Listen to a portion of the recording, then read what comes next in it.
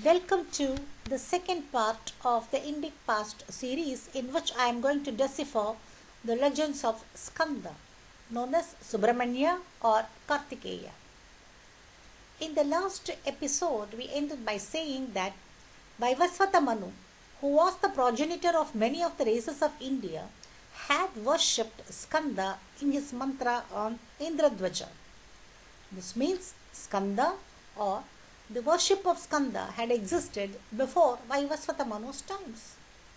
And Skanda was worshipped all across India for a long time, that the worship of Skanda had become a part of Shanmata. And Skanda was not just a mythical figure or an imaginary figure, is what we come to know from the Tamil sources.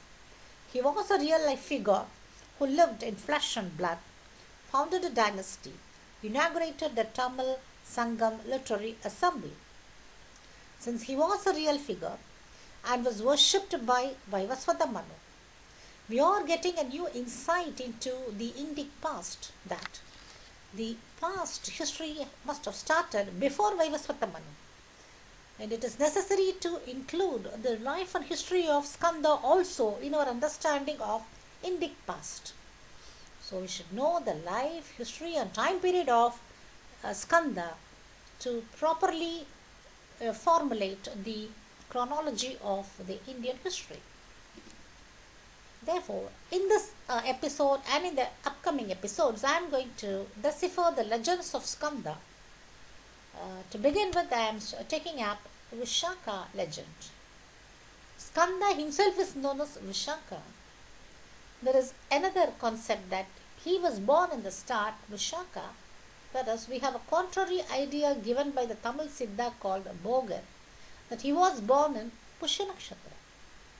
So what was this Vishaka concept about? Vishaka legend is about.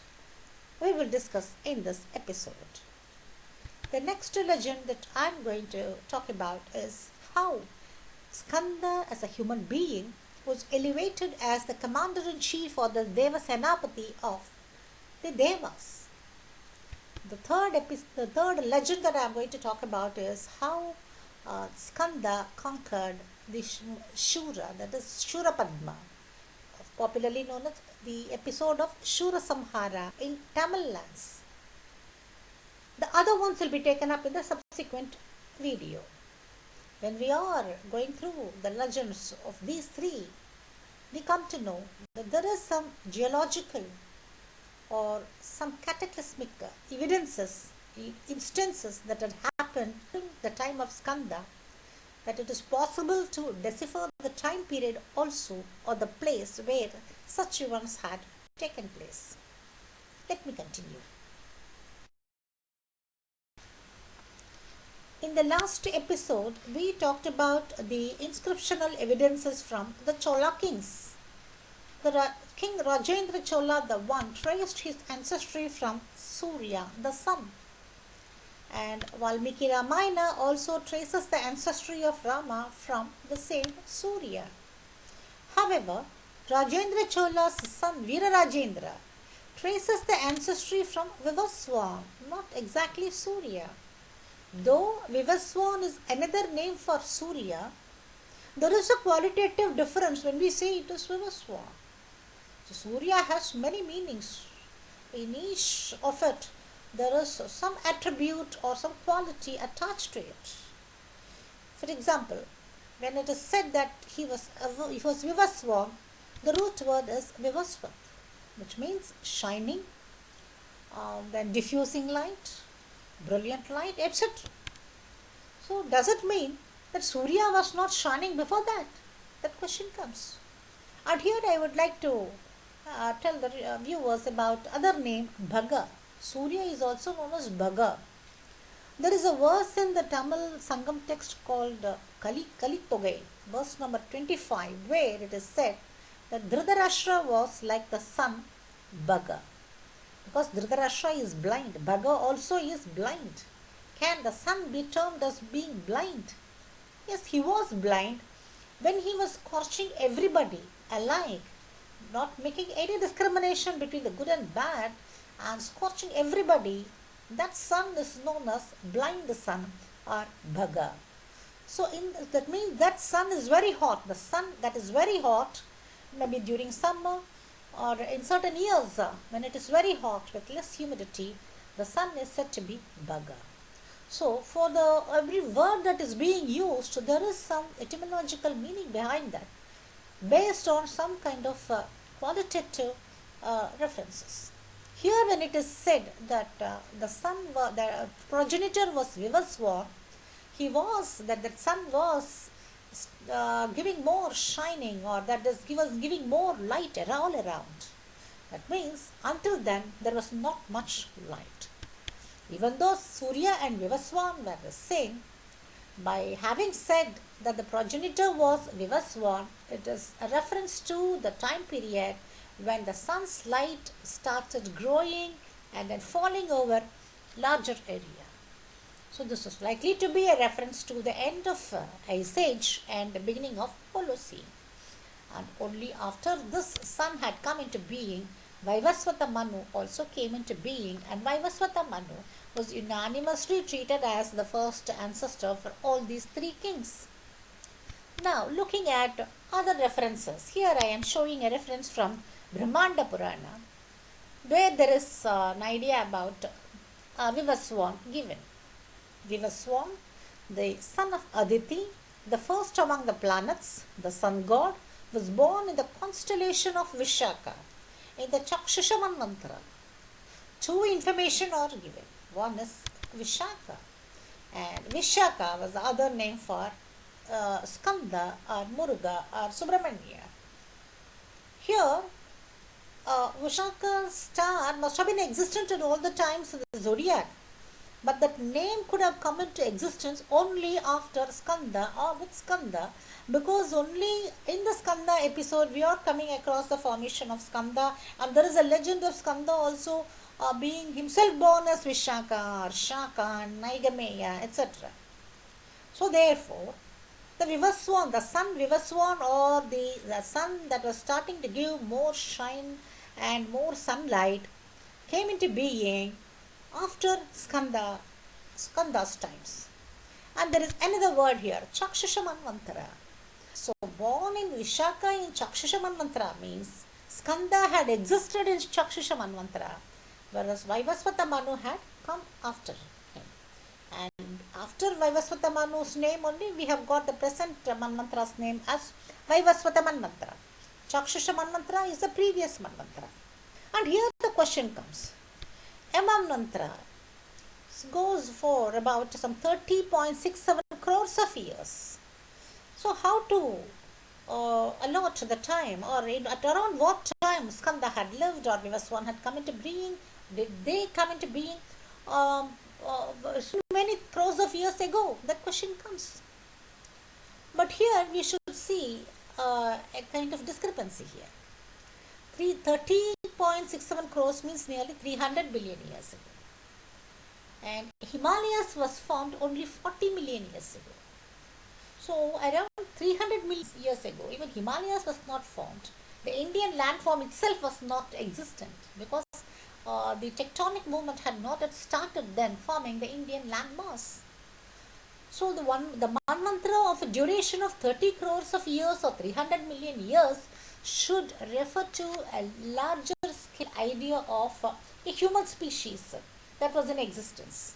So there must have been a time of big Manvantara, like they say big time and small time in the Jyotish Siddhantas, and there must be a small Manvantara also, and the small Manvantara is what we are seeing here as Vivaswan born Chakshusha Manvantara.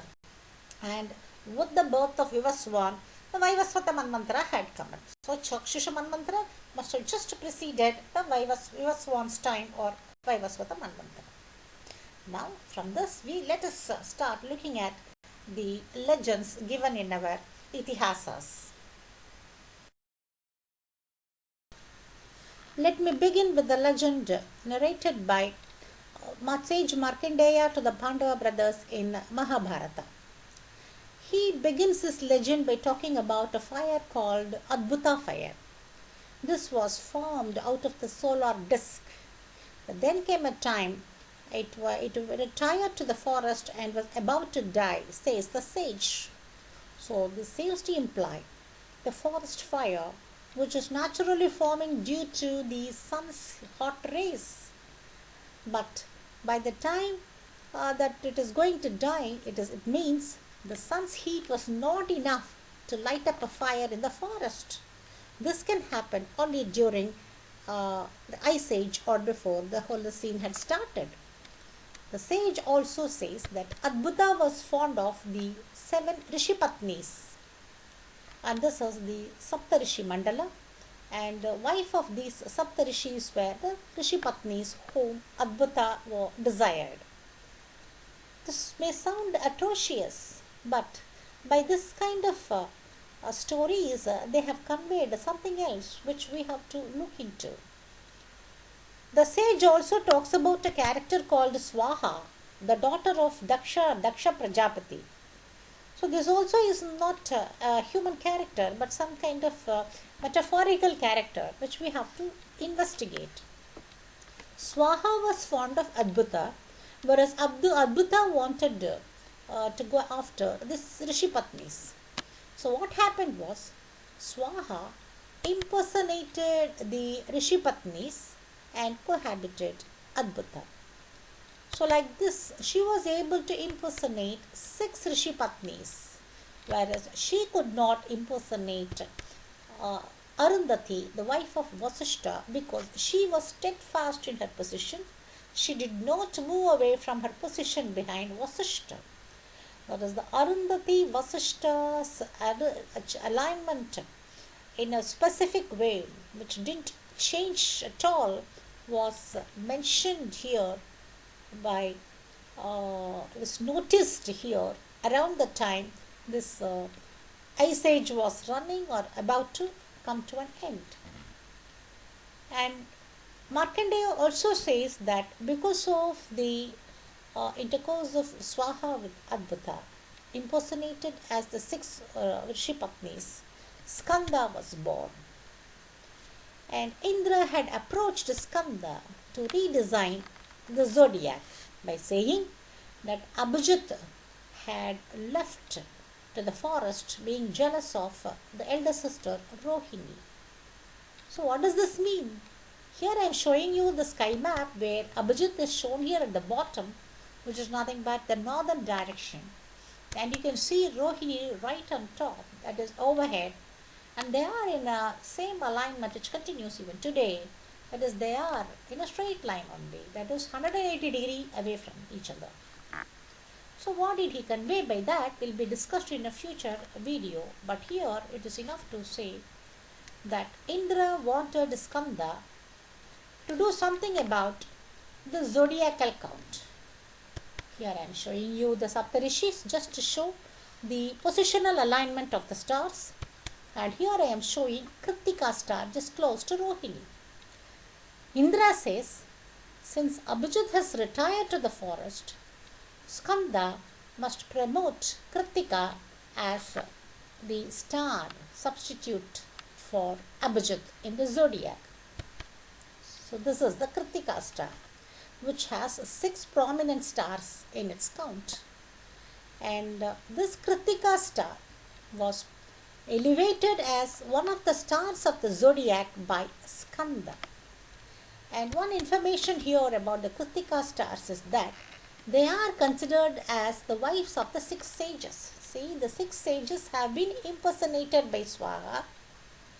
So some other stable stars have to be found out as the wives of the 6 sages. According to them, the Saptarishis are always there in the sky guiding mankind, and they are all married people. Their spouses also must be stable in their positions. Now the 6 stars were not stable. They have found out another constellation of stable 6 stars. That is the implication. That is the meaning of this. So the Kritika was identified as the Rishipatnis of 6 rishis. This is known from the fact that even today in the Vedic marriages, the bride says a mantra that she will be the 8th Pativrata after the 7 Rishipatnis. The Rishipatnis are Arundhati and the 6 Kritika stars. So the elevation of the Kritika stars as the Rishipatnis or the Pativratas who had never deviated from their stance was promoted right from the time of Skanda. This is known from this. Now coming back to the zodiacal position. After elevating Kritika as one of the stars of the zodiac, we can say Skanda had done the redesign of the zodiac. Perhaps that was the last time the redesign had happened, by which the 27 star count has been maintained. Here one may wonder that there are certain texts like Atharva Veda where it is mentioned that there are 28 stars in the sky, in which Abhijit is also included. But the episode here narrated by Markandeya makes it very clear. At any point of time, the zodiac had only 27 stars. When Abhijit was there, Kritika was not there. So with Abhijit, 27 stars were there. When Abhijit was removed, Kritika was brought inside. So once again we have the complete 27 stars zodiac. Another rationale is that each star has 4 padas. So by which we have 108 padas in the zodiac. 108 is a mystic number, spiritual number in the Hindu society. So they have always maintained the 108 pada division of the zodiac. So the last time it was redesigned or changed was during the time of Skanda and by Skanda himself when he removed Abhijit from the reckoning and included Kritika. That is the understanding that we get from the narration of Markandeya and also how Skanda came into being. The legend of Skanda continues in the narration of sage Markandeya in Mahabharata, in which he tells about the growing power of Skanda. And Devendra, the lord of the Devas, started feeling threatened by the growing popularity and strength of Skanda. So he sent an army to attack Skanda, says Markandeya. What happened was he sent his Vajrayuta, which is nothing but the lightning, which cut Skanda into 2 pieces. But what happened was the other piece also became a replica of Skanda. This cutting of Skanda is known as Vishaka. Vishaka means split or divided into 2. Here, this cannot be a reference to a human being, but something else, a natural or geological thing that was split or cut or destroyed by the lightning. But what happened was Skanda reacted back by spewing a lot of fire on the Devas, says sage Markandeya. So therefore, we can now assume that the lightning had struck the ground or simultaneously there was a split in the ground. Either a volcano had burst or an earthquake had happened or a splitting of the ground has happened and the fire has come out of the ground or hot magma or lava had come out of the ground. It was so powerful, it was so huge, and simultaneously around that time the rainfall also stopped. So this has been told as a case of the Devas becoming frightened of the fiery power of Skanda, that they started seeking truce with Skanda in such a way. They said that Skanda was very powerful than the Devas, therefore he is fit to be the Devasenapati or the commander-in-chief of the Devas. So from then onwards, Skanda was identified with Agni or fire. And he was also identified as Vishaka because he was split and born as himself. But what happened was there were also some Vishaka's children coming into being around that time. This could have been a case of many deaths happening around that time, abnormal births or death in the womb or births with genetic defects and premature death due to the unknown diseases had happened. People in those times had thought that since because the ground was split into Vishaka by the Vajrayuta, the spirits have escaped from Vishaka and they are haunting them. They were the Vishaka's children. But the description in Markandeya's narrative makes us understand that the people had started worshipping Skanda in the belief that he is controlling all those Vishaka's children. Perhaps Skanda, the human being who was living around that time, must have helped the people recover or come out of the calamity. So they have started praying to him, and that is how the prayer of Skanda as a cult or as a supernatural or a godly being had come into existence. And it was around that time Vivaswan was also born. Because we have known from the Brahmanda Purana description that Vivaswan was born in the constellation of Vishaka. So until this incident had happened, Vishaka, the name Vishaka was not in existence. The star must have been in existence, but it was known as Radha. We come to know from the later text. Its original name was Radha. That is why the next star was Anuradha. So the original name Anuradha, probably in that star, when the star was running, this Vishaka thing must have happened. So that star came to be known as Vishaka, and after the renaming of the star had happened only, Vivaswan was born, and from him the Vaivasvata Manu had come into being. These things tell us one important information. The knowledge of the zodiac, the naming of the stars, were in existence before Skanda's times. That is, it was a continuing tradition happening, but now we are talking about Skanda because we have some information that can be decipherable. And starting from Vaivasvata Manu, Ikshvakus and others came. And Ikshvakus considered Vishaka as a Kula Nakshatra. This can be possible only if the people who had lived around the time of the formation of Vishaka or the calamity and who escaped from the calamity by worshipping Vishaka or Skanda had retained that memory and started continuing to worship or regard as a superior nakshatra or a being that is controlling or taking care of their dynasty. So, as we go further into this series, we will discuss more about this.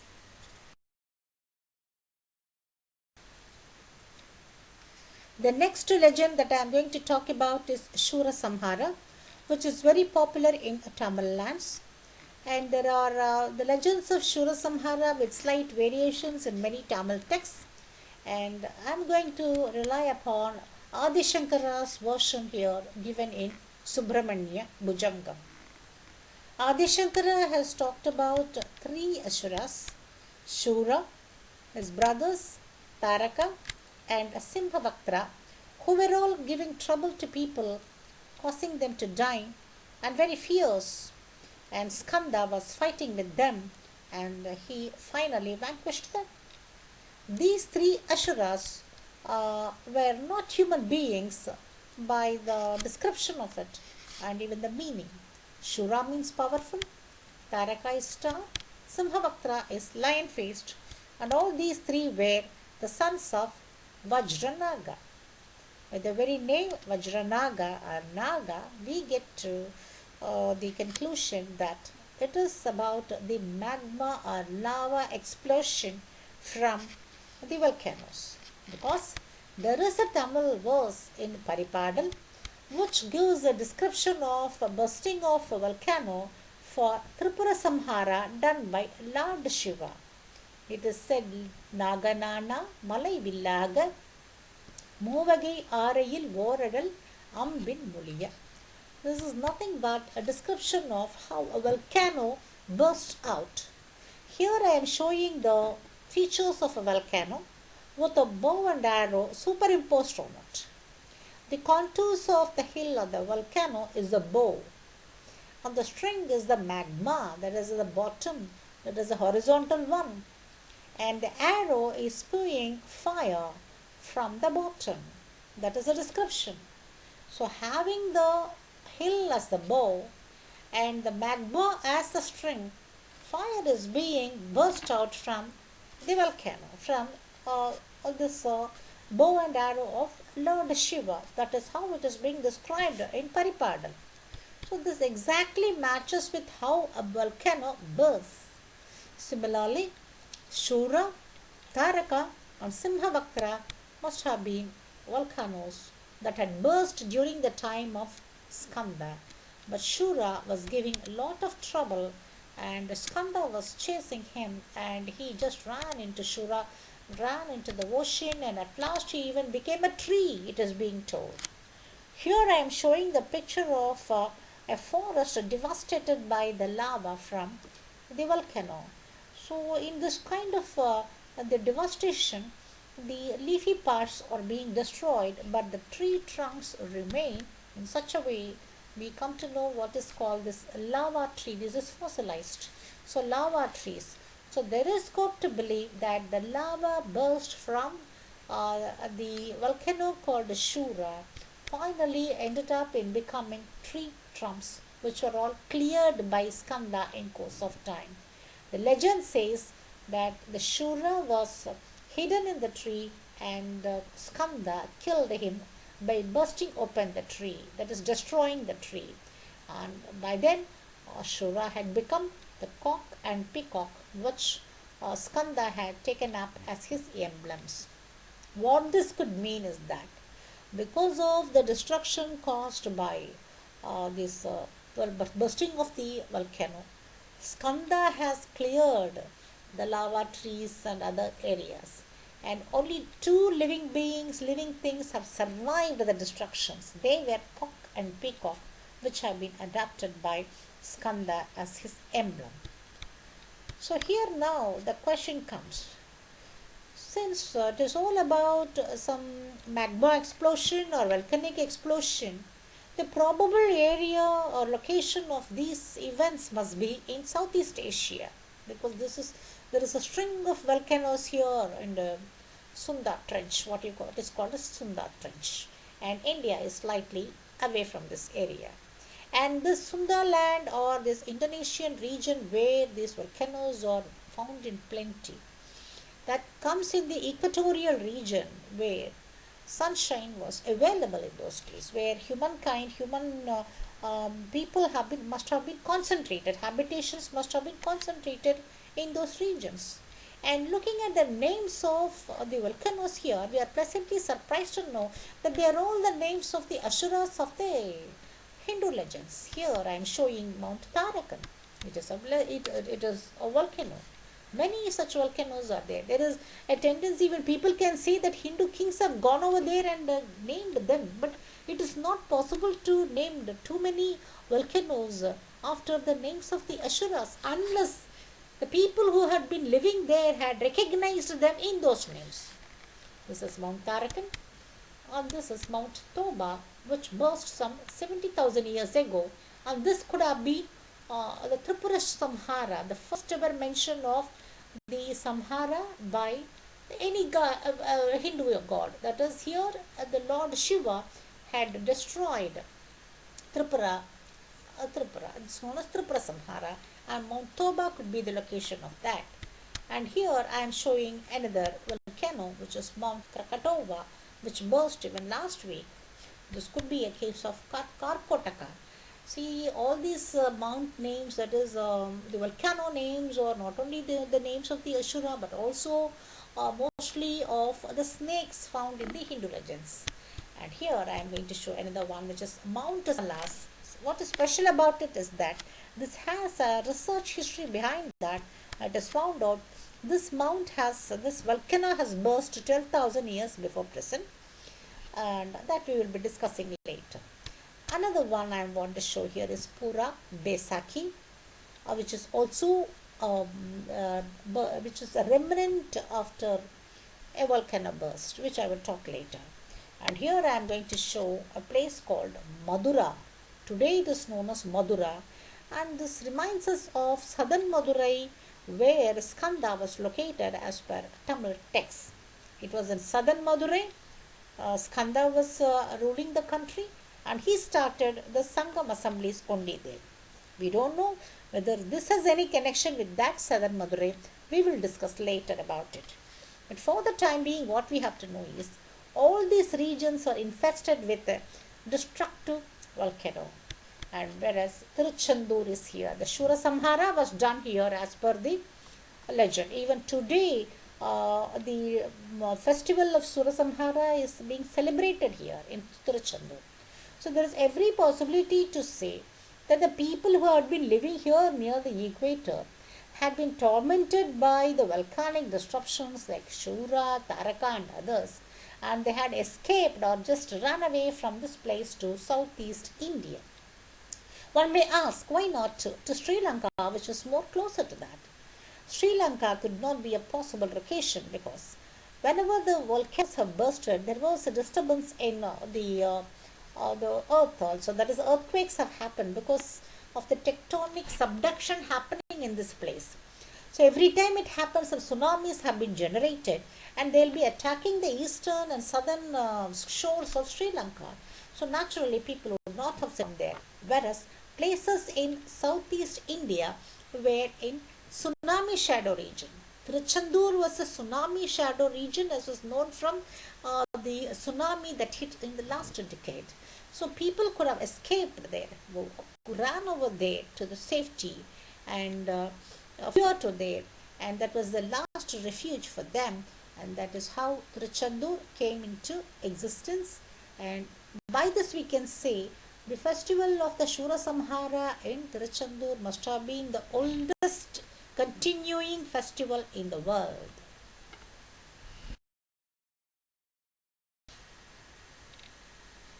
Now I am going to show you an interesting place called Beshaki Temple on the southern slopes of Mount Agung in Bali.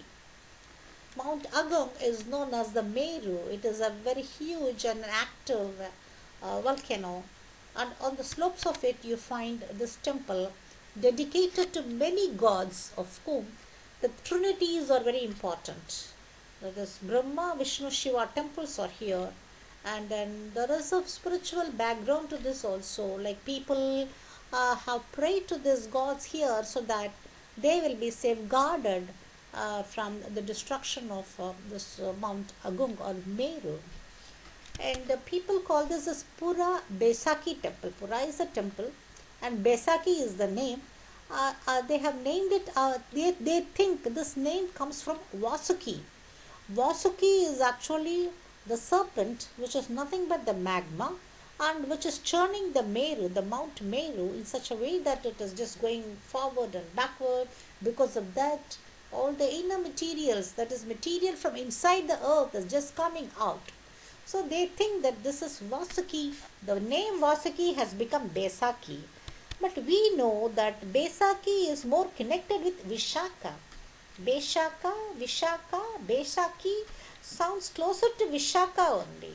So this could have been the probable location of Vishaka that we found in the legend of Skanda, the Vishaka that just burst into two, after which the Vishaka's children had come into being, and then Vaivasvana Manu and others had come into being after this only. So this could be the probable location of the Vishaka. It's a prehistoric one. More research is needed on that, but this is a conjecture which is more acceptable because we are able to see the close connection between the name and also the importance given to this place. We started with the legend of Vishaka, of the lightning striking Skanda into two, and Skanda getting split into two as Vishaka and spewing fire on things around. And as we went around the legends of Shurapadma, we come to know that it must have been a case of a volcano burst, and the ideal candidate is Mount Agung, known as Meru by the local people of Bali, and also an existence of a temple here on the slopes of Mount Agung dedicated to all the three deities and the other deities of the Hindu pantheon, and also in the belief that it was a Vishaka or Vasuki. Even though people think the word had come from Vasuki, the word Besaki is close to Vishaka, making us think that this could have been originally the location of Vishaka formation, and with Vivaswan coming after this. We can say that this has happened just before the start of Holocene. There is yet another legend from Valmiki Ramayana which establishes this idea, that is, the idea that this has happened just before the start of Holocene, that we will be discussing in the next episode. Thank you for watching.